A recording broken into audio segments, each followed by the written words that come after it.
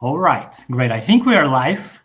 So good afternoon, good morning, good evening, maybe some of the people that are watching us. I have the pleasure to be here together with my friend Jaco from Winning by Design. We are starting a wonderful partnership between RevBrains and Winning by Design. In the next, I think, 3 months, we are doing a series of 12 different episodes on the topic of revenue architecture.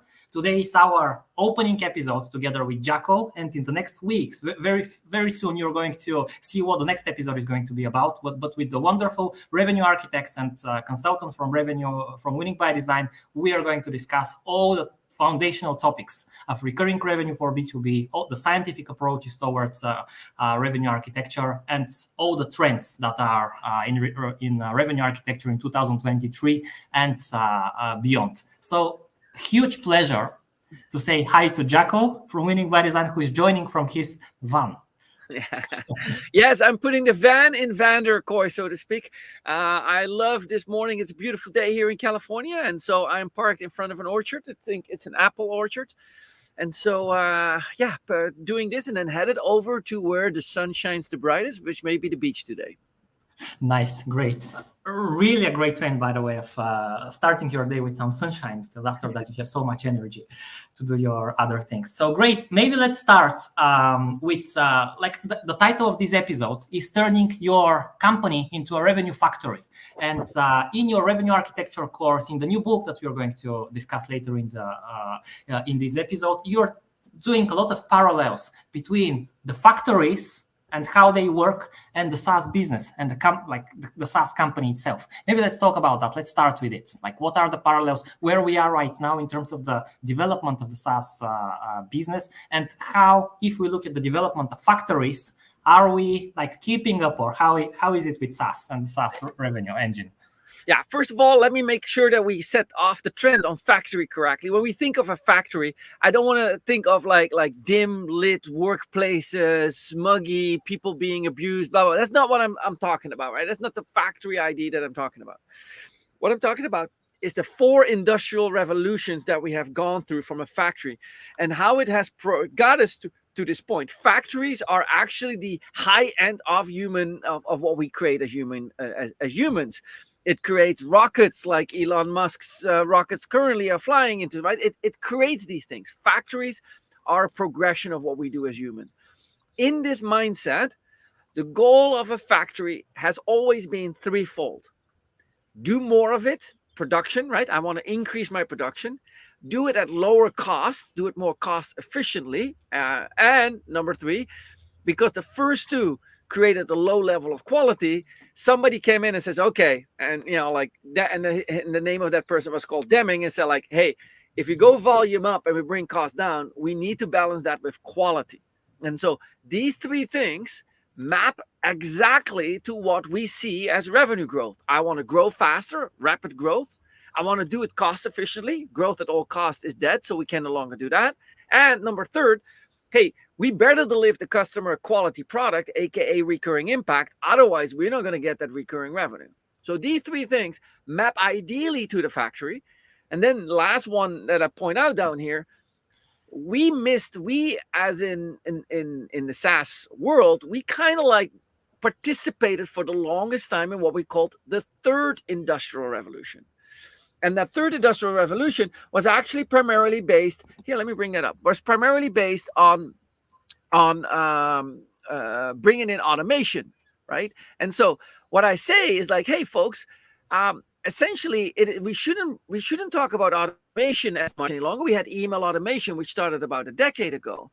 What we should start thinking about is the 4th industrial revolution, which is AI. Now, this is a big moment for all of us to experience, isn't what I'm about to say, because it's the following. What robots meant to the industrial revolution, the 3rd industrial revolution, and how they replaced human effort in the form of welding, in the form of putting things together, is what is happening with AI to our world of GTM. The human labor intensive GTM motions are going to be replaced by AI. And us, RevOps, the mindset where this is all taking place is at the heart and soul in two parts of the organization. The RevOps machine, or the RevOps is the core of that, and the FP&A teams, finance teams. Those two are like holding this, where the future of of our industry is going. And then before I hand it back to you here, George, the industry where this is going to happen first is the industry that is most used to technology, SaaS industry. So it's happening here. Where this is all happening is right in our backyard, right in our companies. And where it starts with is most likely with the companies that are below $10 million, who don't have the budget to hire people. So right smack into the target audience of this group that is listening right now. It is happening right now. It's going faster, and it is absolutely unstoppable. Right.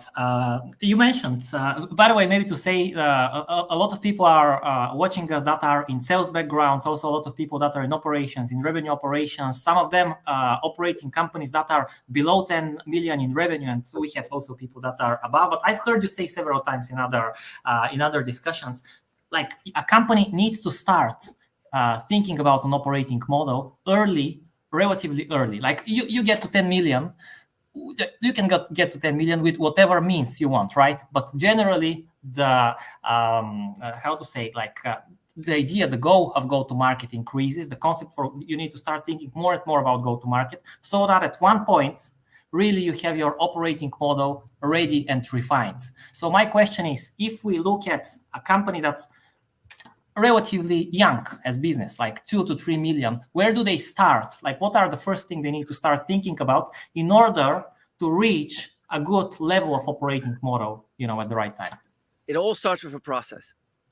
Now, in order to, like anything that we do, in order a factory is created on repeatable process. Now, repeatable process simply is what is, in the term of scientific approach is called fractal. We want to create fractal behavior. So if you do twice as much, it should create approximately twice as much. You hire twice as many this, or you bring on twice as many that should double. That's called fractal behavior. And fractal behavior, the fundamental nature of fractal behavior is it needs to be based on systems and processes. That is, now, look, if you're trying to get to $1 million, you still are in the process of establishing the processes. And that is quite fine. You don't have to worry about it. That's what you're supposed to do. You're supposed to make mistakes and win and lose, and this works and that doesn't work. And that will continue for a couple of million. But right as you come to about $10 million in revenue, you need to have established a proven process that you can repeat. You hit copy and paste, right? You're going to get around at that point in time of some significance, and you need to go. But if you don't have a process, then you don't know what to go. You don't know what to multiply. And that is going to end up being very costly and very cost you a lot of both in energy and as in time and in resources as in money. So energy, going to lose time, and it's going to cost you a lot of money. Right. Great. So maybe, after 2020, 21st, the SaaS industry underwent a lot of changes, and those changes continue to happen right now. You've produced a lot of papers on this topic. There were a lot of conversations that the golden age of SaaS maybe is over. It would be good to also talk about and cover in this conversation what is the phase at which we as a recurring revenue business are at, like right now, and where are we headed? Where are we going? Okay. So let me see if I can bring up my screen. In the meantime, I think I figured this out. Share screen, go to window, and tell me, George, if you see this chart right now. Yes, let me bring it to stage. Okay. So what I'm going to see is first of all, what I'm presenting from you today is I'm presenting from the book called Revenue Architecture. And the point I'm going to make is since 2022-ish, early 2022, the market crashed and it got worse. Now, I'm showing here, this is just to set the stage. For many of you, this is nothing new, but I just want to make sure that we see and understand what we're in. You see down here, early on in this particular market, right around fourth quarter 2021, we see that the first big unicorn, one of the first SaaS companies really starts to trip and fall, and that was DocuSign. Their stock dropped in late November, early December, their stock dropped. That was the first domino that fell. As we now know, it took only a little bit time after for the SVB to collapse, but that's all started here. At that point in time, if we look at the cost of sales, if we bring out marketing and sales, we bundle those costs and we say, how much new revenue down here, how much new revenue are you bringing in, right? That there, new revenue, then you will see the immense amount of cost that it has gone up. Now, this is third quarter. We're getting fourth quarter. I get that from my friend David Spitz, who helped me assemble this particular figure. David brings together, and what we're currently seeing, and even if we look back over Q4 of 2023, we're seeing that it has maintained it at 264%. That means for every dollar I bring in revenue, I got to spend $2.64, right? So that's metric number one. Metric number two that we are seeing, the growth rate that we are experiencing has declined. And so the growth rate that you see down here around that same time frame where we're at 34% growth rate, that has dropped to 18% growth rate. In other words, we have half the growth rate, right? It has halved, and we have doubled the cost, almost 2.5 the cost. That is a symptom. It's a symptom of a problem. I mean, we will perceive it as a problem, but it's a symptom of the problem. And the symptom of the problem is that it got more expensive and growth rate goes down. That, when we say that to people like that are listening to this call, that should brings everybody attention. Like, okay, those numbers are not going to come down like, oh, next quarter they're back, the growth rate will double, and that won't change. I believe that this change is permanent at this point in time, at least for the foreseeable, like 3 to 4 years. Permanent, could be like 100 years. But for the next 3 to 4 years, this is the world that we live in and that we got to learn how to grow in. That's not going away. Right. And the question, I guess, that most people here are trying to ask themselves and maybe ask us, what do we do in order to differentiate in this environment? What are the first steps that we need to take in order to make sure we try to lower as much the cost and increase growth? Okay.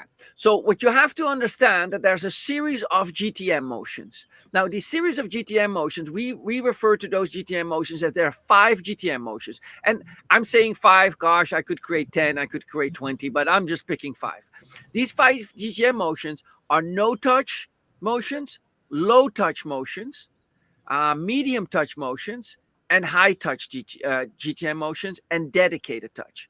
Now, these GTM motions, when they pop up, they create a certain cost of sales, okay? And these costs of sales increase over as we move from one GTM motion to another. Now, this is something interesting I want to point out to you. Every time you move up one category of a GTM motion, and I found the chart, there we go, bringing it up, share screen. Every time we find this particular GTM motion, share screen, there we go, window, there it is. There it is. Can you see this GTM motion chart? Yes. Okay. What you'll see down here is these GTM motions. And so every time you move from no touch to low touch, from low touch to medium touch, from medium touch to high touch, and so on, folks, you can look up materials from David Skok from early 2012, 13, 14, and this has not changed much.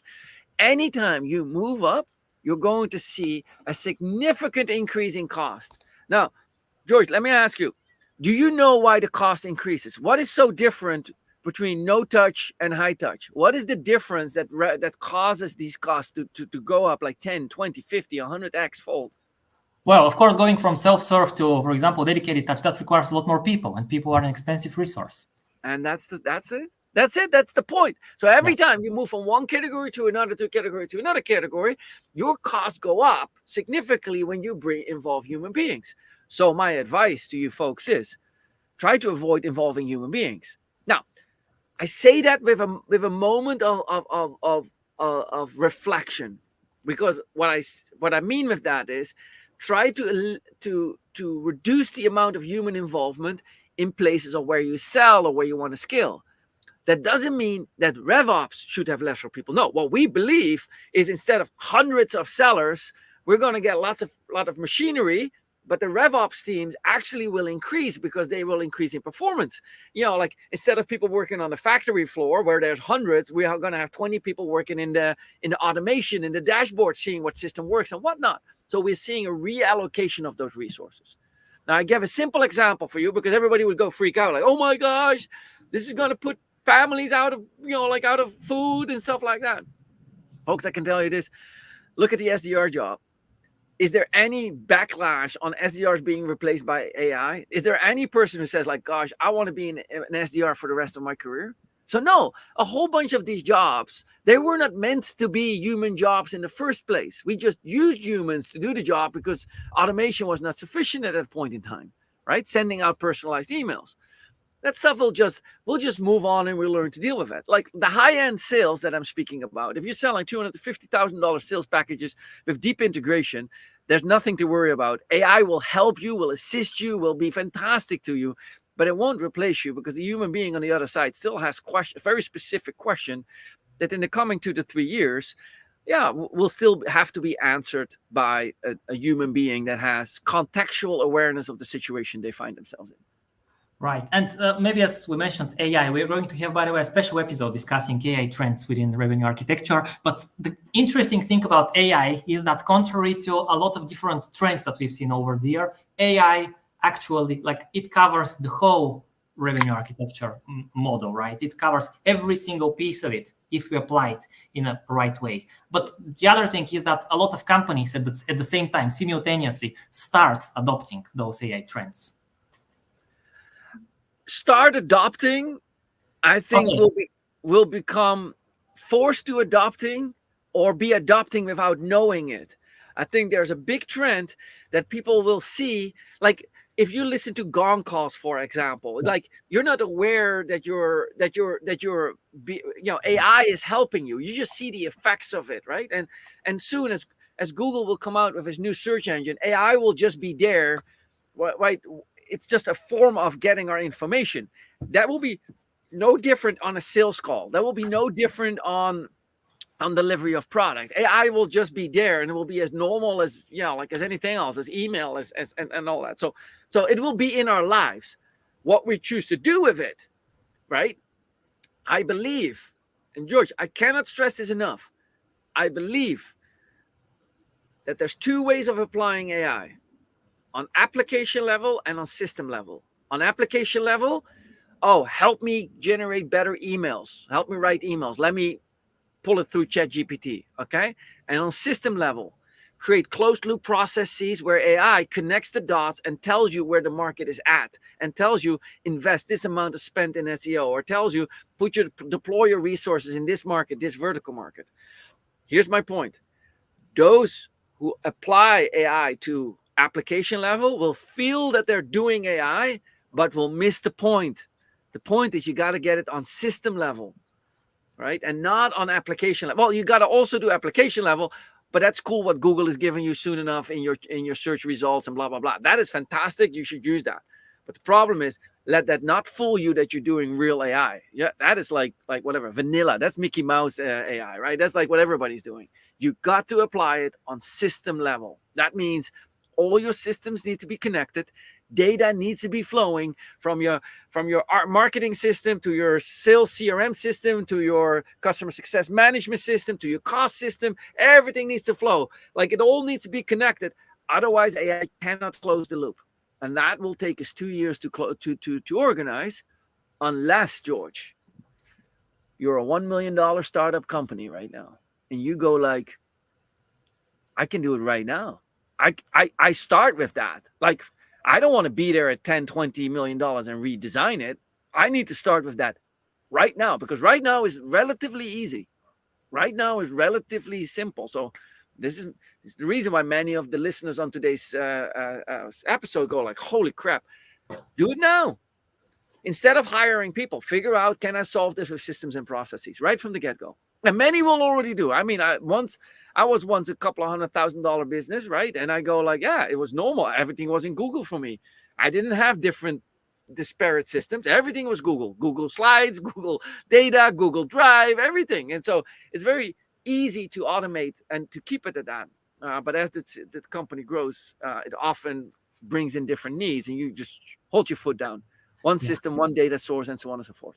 Yeah, but indeed, it's a great opportunity for those newly coming startups, because like it's a great opportunity to just beat the incumbents that's right there, right? And we have a That's lot of right. examples right now for that are already happening.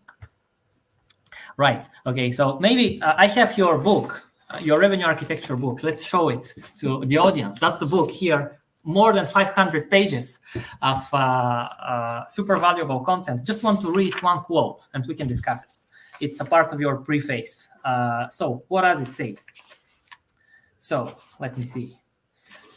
Being in a hyper growth startup very much feels like being on top of a highly explosive recurring revenue engine. Like that's a job that's super dynamic. It requires a lot of skills. Just want to ask you, you are a person that's working in this. I mean, there are a lot of people right now that are watching us, are people that are working in such kind of rapidly growing startups. They have some skills right now. What skills do they need to be looking at as the industry is evolving, as we are going through a lot of changes, the AI revolution, we are going through these economic changes? What are the skills that people need to think about acquiring for themselves? George, may I ask, what is the trait of your parents? What business were they in that you grew up with? Like, what work were they doing? Yeah, so my father, for example, he's in manufacturing, by the way. Yeah. Okay. Now in manufacturing, he goes to let's say he works at a like a steel factory or something like that, and there's machinery in front of him that he needs to create, right? Would you need training to operate that, or do they go like, hey, just there's the machine, go for it? Of course, you need training. Okay. Now I'm going to say two things. One, I'm going to say training is dead, and the other thing I'm going to say is executive education is required. Okay. So what do I mean with that? I'll start with executive education. Now, there's a book called from Jim Collins. It refers to From Good to Great. And in that, like in that book, Jim Collins says a famous statement that he's making is get the right people on the bus. Doesn't matter where they sit on the bus, right? Just get the right people. And it's somewhere along this. Like if you're taking off on a rocket, who cares where you're sitting on the rocket? You're on the rocket. It's taking off. Go, people. But I'm going to give you an important difference in here. If you're in a bus, you're not driving the bus. There's one person who's driving the bus. And there's one person in that bus who has access to the steering wheel, the gas pedals, the displays, and everything and all, right? One person driving, everybody else in the bus is on the bus. When you fly a rocket, you're not sitting on the rocket. You're in the back. You're sitting side by side. If you see the movies, all astronauts sit side by side in front of panels. And that panel of instruments that they're looking at, every single button that they touch has a chance of exploding that rocket, right? Like stir the tank this, right? From the movie Apollo 13, eject the booster engine too soon, like cold, like whatever it is, like this huge amount of panels, meaning that compared to a bus, when you're flying a rocket like you're doing in startups, every person on the team can touch a button and cause that rocket to explode or at least not reach its destination. And that is what happens today. That is what happens today. Today, we're bringing in people who coming in, we put them in the seat next to us on the rocket and say like, hey, I'm flying the rocket. If you see one of the lights go up, just flip a switch and see what it does, right? AKA, I'm bringing in a new head of sales, coming in with a new level of methodology, bringing in new colleagues, and so on and so forth. You can't do that. When your dad steps into the factory, when I'm going, like when I'm bringing on an executive team member on my team, they need to be educated. How does this rocket work?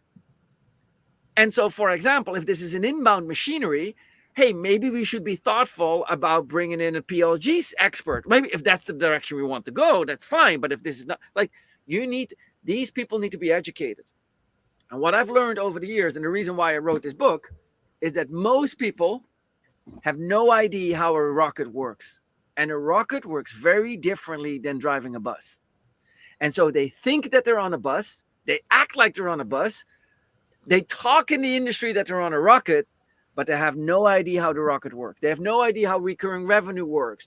And you typically find that with companies because they talk too much about acquisition and they don't talk enough about retention. They don't talk enough about expansion. And so they talk about CAC payback. Well, CAC payback is an acquisition metric, right? Like now, when you get to $1 million, Of course, 1 million, you need to talk about acquisition. You need to get this engine started, right? You're, like, as that rocket takes off, it's boosting all and burning all this fuel. It's hanging like silently in the air. No, not silently, but it's hanging like in the air before it takes off.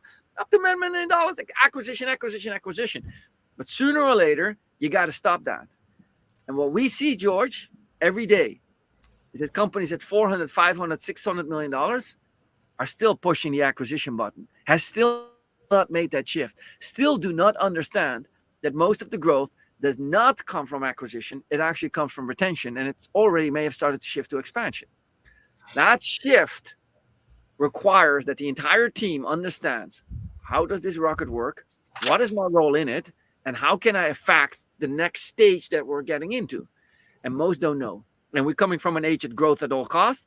So all we did was stay in that mode, acquisition, grow at all costs. And that's what we've been doing for, let's say, the past 10, 12 years. Right. It's, by the way, for me, when I don't know, like 5-6 years ago,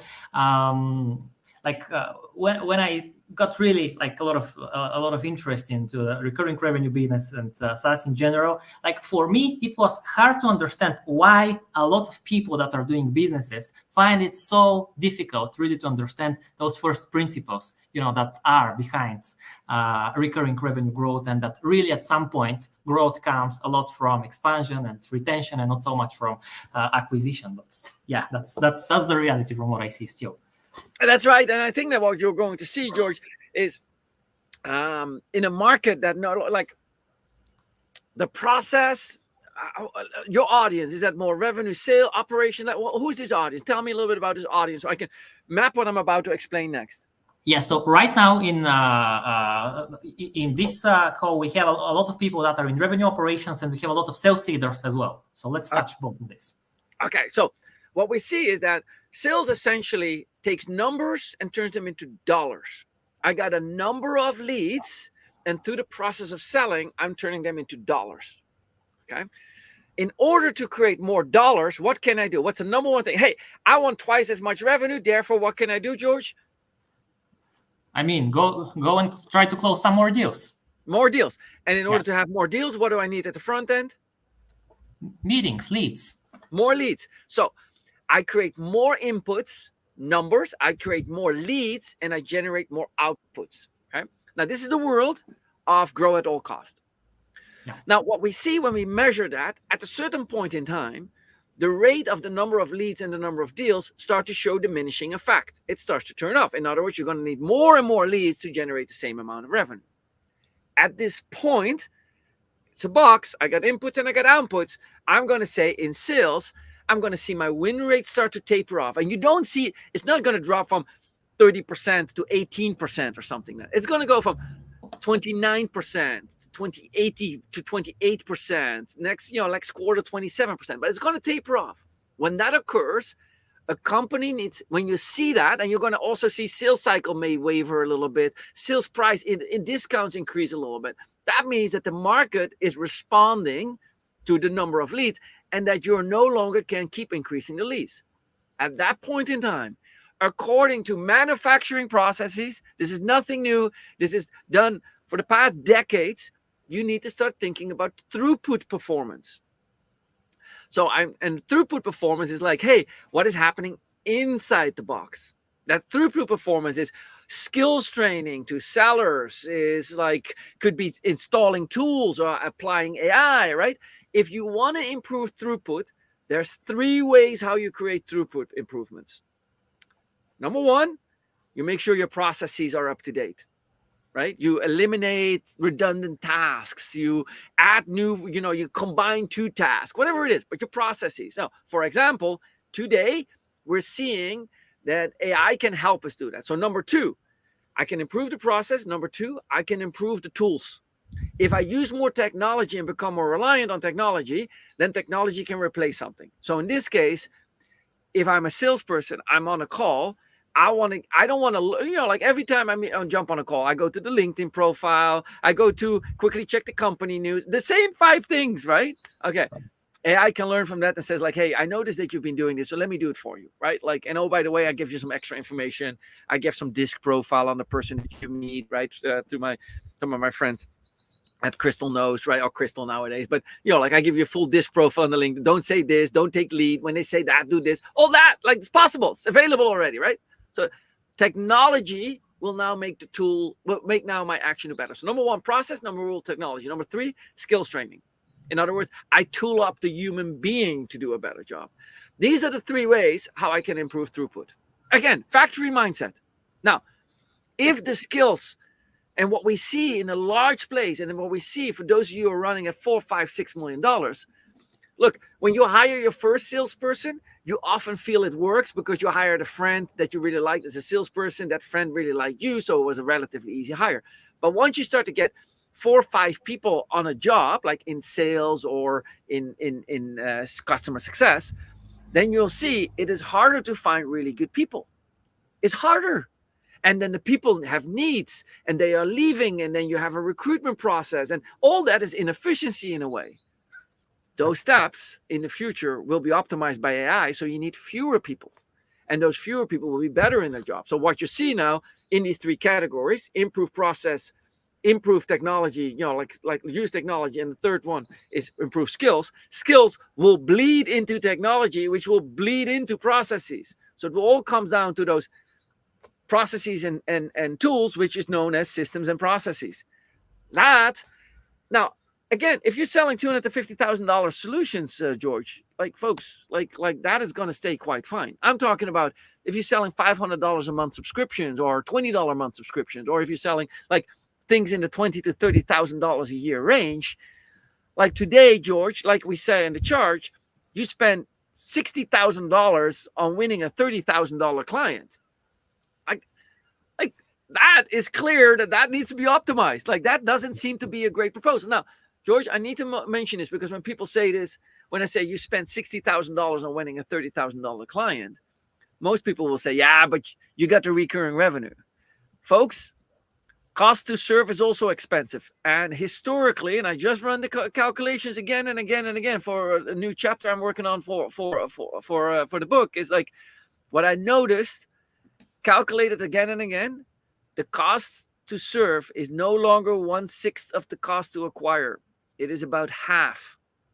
So if it cost me $60,000 to acquire a $30,000 customer, and it cost me therefore about $30,000 to serve that customer over time and amortized and whatnot, that is a significant cost. We did not anticipate that early on, but today what we need an onboarder, we need a customer success rep. We're throwing an event for the customer. We have a customer advisory board where we're throwing an event and flying everybody to your location. Like, by the time you start calculating all that, that cost to serve has become quite extensive, and is not like think about Dreamforce, right? That is a gigantic cost to serve. If you split it, half customers, half opportunities, that is a huge amount of cost that the company is incurring in the expansion costs. So anyway, there was a lot said there. Right. And as I see, we are almost at the end of our conversation. Just one maybe last thing that maybe will be good to clarify for our audience. We said a lot about process and investing in process from relatively early, so that when the right time comes, you have the well-oiled operating model. What's your recommendation and your advice? When do we really start investing in process? And in terms of tangible steps, like, what are the first things that we do? Okay. You should start in process. You should have, and in the end, you're always doing process. Even if you're in founder-led sales mode, you start to figure out this works, that doesn't work. And process simply is this: you perform the action that work, and you stop doing the actions that don't work, and you perform them in the right sequence of event, right? That's process. I don't want to think like, oh, flow chart. Yeah, we were depicted with a flow chart. I get that. But process is nothing more than doing the actions that work in the right sequence that have proven to work. So if I do them again, it has approximately the same result. Right. So anybody, it doesn't matter how afraid they are of the word, they are doing this already. Where it needs to be a conscious part of your management process, of your management skills, is about $1 million, $2 million in revenue. Where you have to operate on it, and you have to be dependent on it, and it has to be ironed out, is at $10 million. And think of that, George. If your dad or if my mom, if they were running a $10 million business in the old country, Doing a $10 million business for my mother in the Netherlands is a factory. It doesn't matter whether it's strawberry farming. It doesn't matter whether you're painting roofs or laying roofs like my brother, or painting rooms like my other brother, and I can go on. But if you're running a $10 million business, everybody of all my 7 siblings, 6 remaining siblings will say, we're running a factory. So same thing down here. Don't be afraid of it. And the factory runs on process, and the process can be improved and lower cost and increase quality. It's the same thing. Right. Great. Thanks a lot, Jaco, for this conversation and discussion. This was only the first episode. As I mentioned, we are going to have 11 more episodes. In the next episode that's coming very soon in April, we are going to discuss a little bit more detail about the models behind the revenue architecture. So stay tuned. Next week, we are announcing when the date for this next episode will be. Thanks a lot, Jaco, and thanks everybody who watched us, and see you soon. Bye-bye. Thank you all. Bye-bye.